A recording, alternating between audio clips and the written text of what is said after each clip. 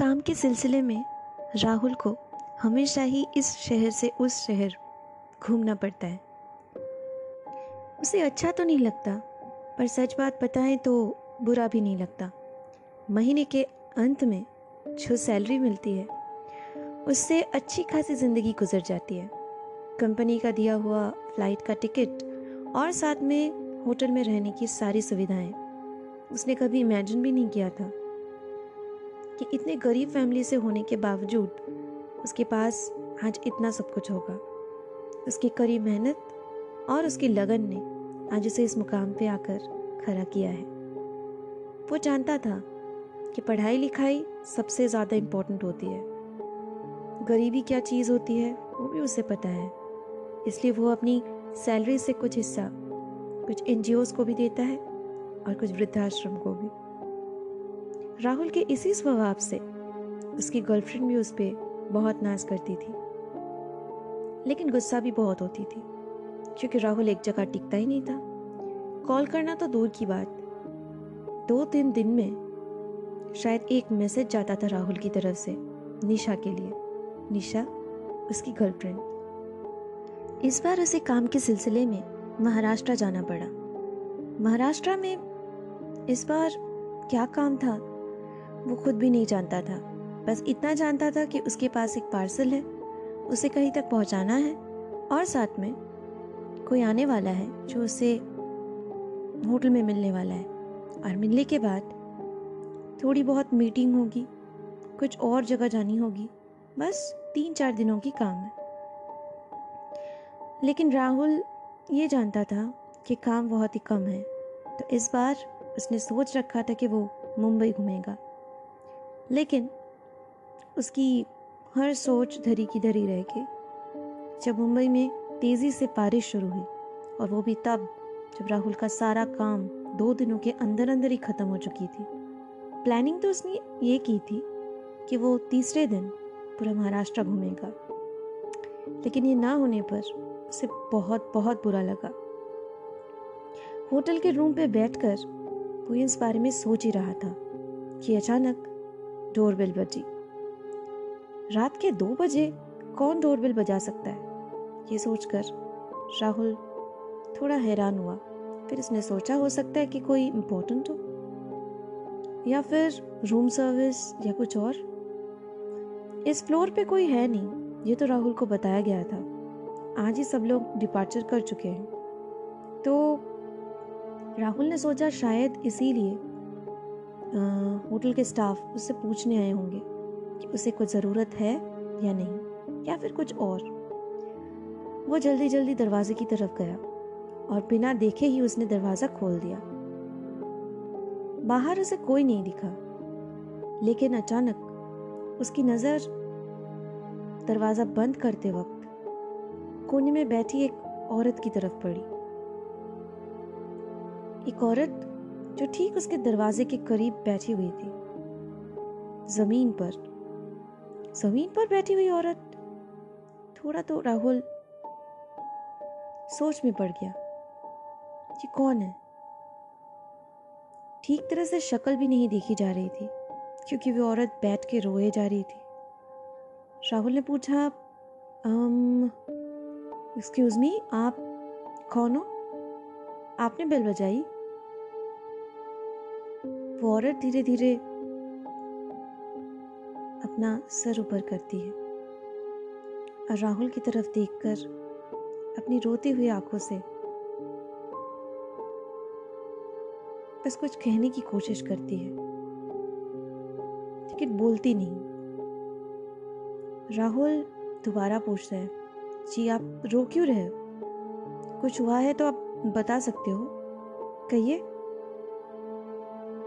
वो औरत बोलती है, मैं इस होटल में अपनी बच्ची के साथ आई हूँ। मेरे पति भी आए हैं, लेकिन बात यह है कि वो हम दोनों को मार डालना चाहते हैं। उनको बेटी पसंद नहीं।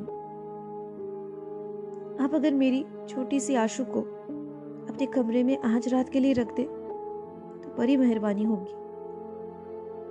जी? प्लीज मेरी मदद कर दीजिए।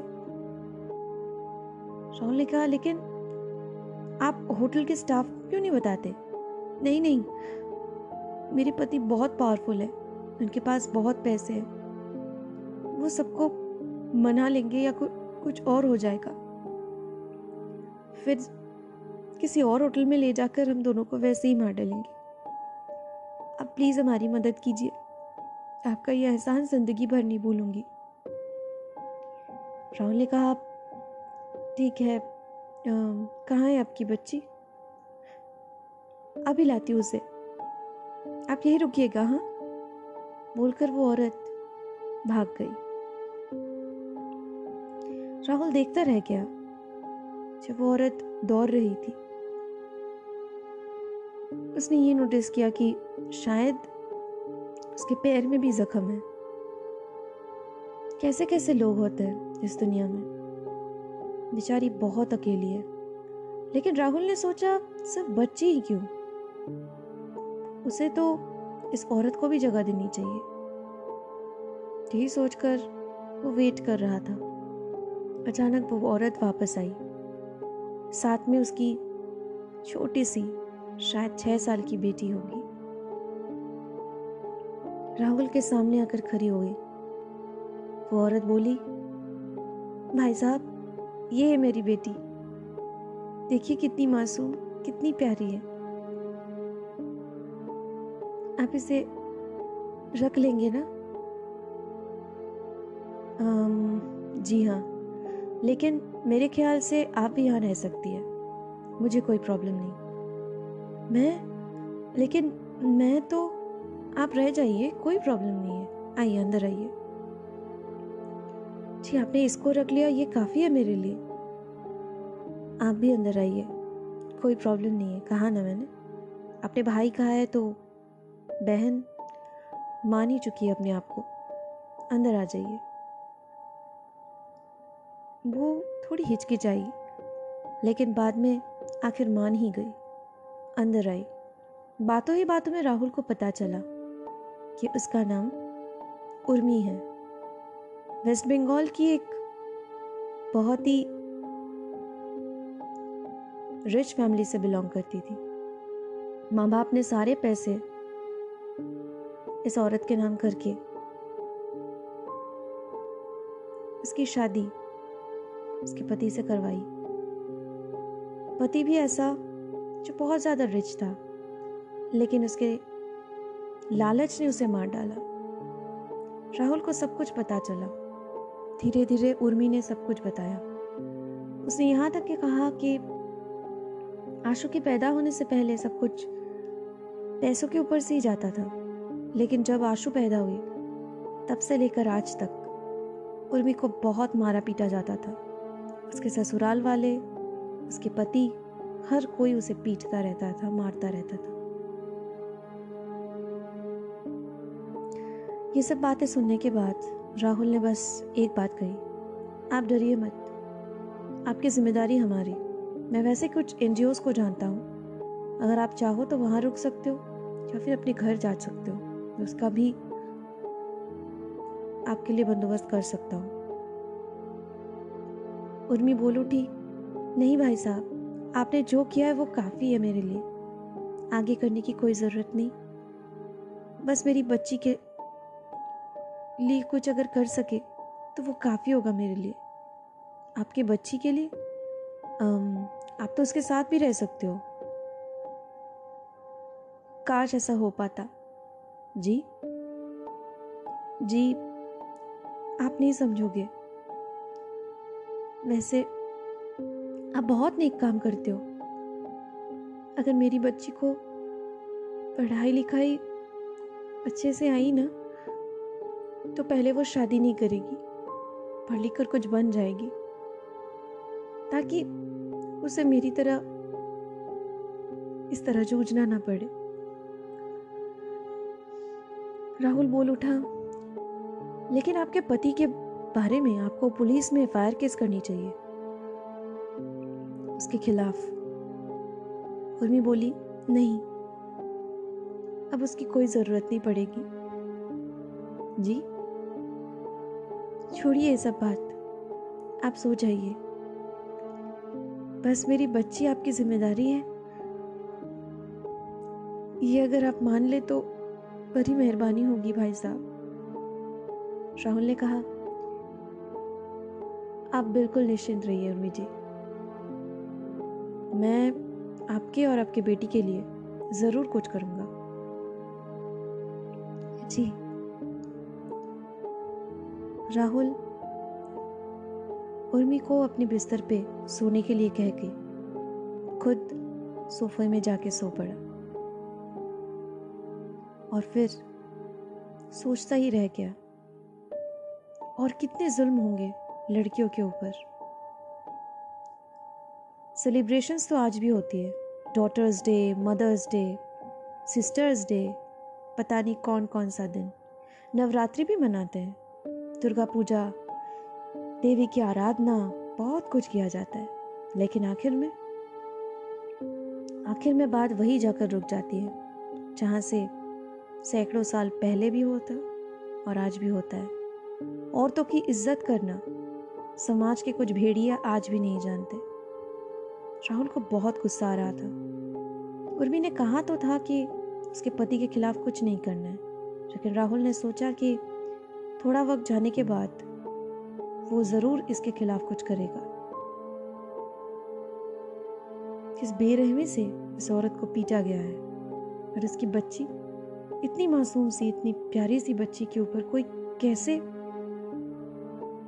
शर्म आने और साथ में दर्द का एक अनुभव राहुल के नींदों को उड़ा चुकी थी।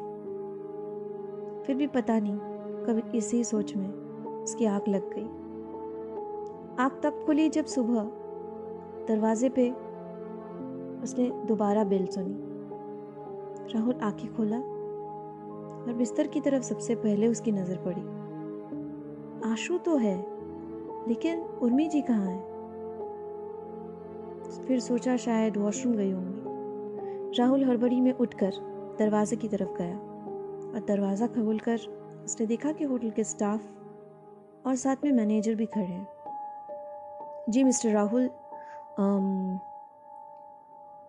आपको अगर प्रॉब्लम ना हो तो आपका रूम अगर शिफ्ट किया जाए तो थोड़ी बहुत हमारे लिए सुविधा होगी। जी, रूम क्यों चेंज करना है? राहुल ने पूछा। मैनेजर ने कहा, जी एक प्रॉब्लम हो गई है। कल रात आपके इसी फ्लोर पे वो जो आखिरी रूम है वहाँ पे 2 मर्डर्स हुए। क्या? हाँ, एक कपल, उनकी मौत हो चुकी है, उनकी बेटी भी मिसिंग है। जी कुछ समझा नहीं मैं। जी एक हस्बैंड वाइफ आए थे वेस्ट बंगाल से, कोलकाता से, यहाँ पे ही रुके थे। लग तो रहा है पुलिस के आने के बाद कि औरत को बेरहमी से पीटा गया है। उसके पैरों में और सर पे बहुत बड़ा घाव है, और जो पति है उसको शायद हार्ट अटैक हुआ है, डर के मारे या फिर कुछ और। लेकिन उनकी 6 साल की बेटी अभी भी गायब है। पुलिस पूछताछ कर रही है, अगर खबर मिल जाए तो। 6 साल की बेटी? राहुल चौंक पड़ा। उसने कहा, जी आप उन दोनों का नाम बता सकते हो? मैनेजर बोलता रहा। उन्होंने कहा, हाँ बिल्कुल, मिस्टर विनोद मुखर्जी और उनकी पत्नी मिसेस उर्मी मुखर्जी, और जो 6 साल की बेटी है उसका नाम शायद आशु है। राहुल के होश उड़ गए। वो मैनेजर की तरफ अजीब तरीके से देखता रह गया। 2 या 3 मिनट बाद जब मैनेजर ने पूछा, आप ठीक तो हैं? राहुल ने दरवाज़ा पूरी तरह से खोला और बिस्तर पे पड़ी हुई आशु की तरफ इशारा करके कहा, कल रात 2 बजे उर्मी जी मेरे दरवाजे के सामने बैठी हुई थी। उन्होंने ही अपनी बच्ची को मुझे सौंपने के लिए वापस यहीं पे आई थी और उसके बाद पूरी रात वो यहीं पे थी, मेरे कमरे में बिस्तर पे वो और उनकी बेटी सोई हुई थी और मैं सोफे पर। ये सब आप क्या कह रहे हो? राहुल ने कहा, ये सब कुछ हो चुका है, लेकिन उनकी मौत तो पुलिस के हिसाब से शायद रात के 1 बजे के करीब हुआ है। तो पूरी रात वो आपके यहाँ कैसे हो सकती है?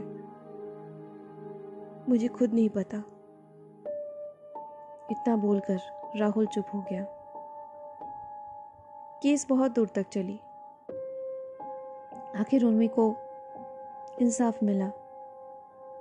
पति को तो वो खुद अपने किए की सजा दे चुकी थी, लेकिन बाकियों को सजा देने में राहुल ने बहुत मदद की। आज आशु किसी और एनजीओज में नहीं या फिर कोई अनाथ आश्रम में नहीं, राहुल के साथ ही रहती है। अपनी बहन की बेटी मानकर राहुल आज भी उसकी परवरिश कर रहा है और कोशिश कर रहा है ताकि आशु वो सब कुछ फेस ना करे जो उर्मी ने की है। पर राहुल अभी भी जानता है, जब भी वो महाराष्ट्र में जाता है उस होटल में, तो मैनेजर बोलता है, आपको पता है राहुल जी, अभी भी रात के 2 बजे वो आपके दरवाजे के सामने खड़ी होती है, जिस कमरे में आप रुके हुए थे। बेल बजाती है और वहां पे लग रहे जो लोग होते हैं दरवाजा खोलकर उर्मी जी को देख पाती है। आज भी वो रिक्वेस्ट करती है, शायद वो यहीं पे इंतजार करती है अपने इंसाफ की या आपकी।